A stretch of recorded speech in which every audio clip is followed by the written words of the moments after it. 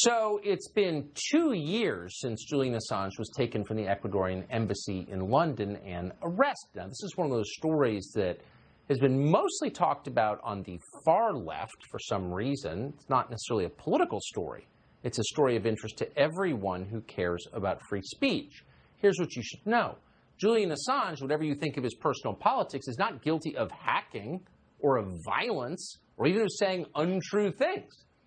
He's being prosecuted and, in fact, persecuted for doing what journalists are supposed to do. He published accurate information about the people in charge. Now, whether you like its effects is another question, but he did what our newspapers don't do. But according to American authorities, the permanent class in Washington, Assange is guilty of violating the Espionage Act, something that you could be very easily guilty of, too, if you step out of line. Well, back in January, we spoke to Pamela Anderson, one of the people who realizes what's actually going on here. He needs to do the right thing. This is one of those moments in history, in his lifetime, too, that he needs to make the right decision. And so it's all up to, President Trump, that he would really gain a huge following and a huge sigh of relief and gratefulness for so many people on the planet. And I just think that this is so important, and this is something he needs to do. So Assange never got the pardon. There are a lot of people in the permanent bureaucracy who hate him because he exposed their incompetence and malevolence in some cases. So he's still in jail.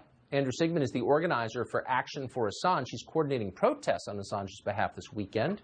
He joins us now. Thanks so much for coming on. So tell us the core reason that you're spending your weekend protesting on behalf of a guy I assume you haven't met. Why are you doing this? Well, it's not just a weekend, Tucker. It's been the last 2 years almost since this whole ordeal started. And the big thing is, it's because if we lose this battle, if Julian's allowed to be taken to the United States and be extradited to the U.S., then we lose everything we understand as the First Amendment and the basic rights of free speech. He currently faces 18 charges, 17 of which are under the Espionage Act, one of which is under the Computer Fraud and Abuse Act.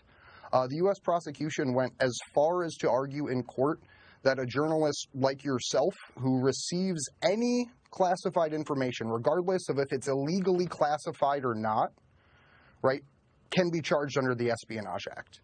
And that's not counting the counts for transmitting it. That's not counting the counts for putting it to the general public. And that's not even counting the fact that the Computer Fraud and Abuse Act charge literally criminalizes the act of speaking with a source to request information. It's unbelievable, especially considering what is classified, material that has no conceivable threat to U.S. national security. It's only classified to protect the people who classified it. Right. It's Correct actually me if I'm wrong. You can't classify things because of embarrassment or criminality, but that's exactly what's been exposed through the Cablegate, through the Iraq war logs, the Iraq war diaries that Chelsea Manning helped expose.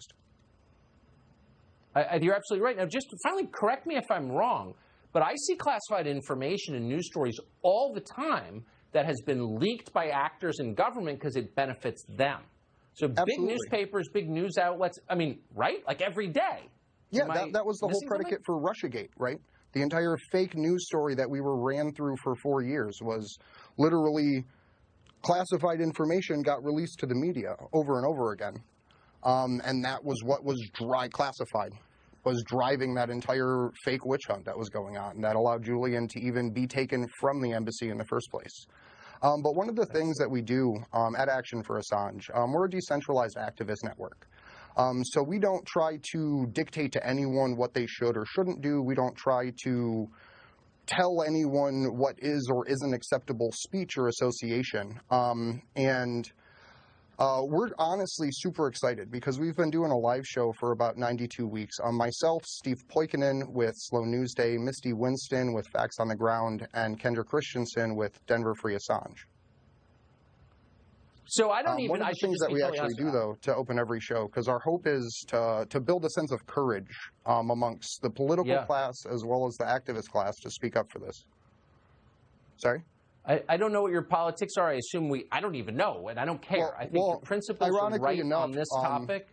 in 2020, I was a libertarian backup delegate for a presidential candidate, while at the same time being a member of the Ohio Green Party on the State Central Committee. Well, you're right about free speech. That's for sure. And I appreciate, Andrew, you're coming on tonight. Thank you. Good luck. Well, it's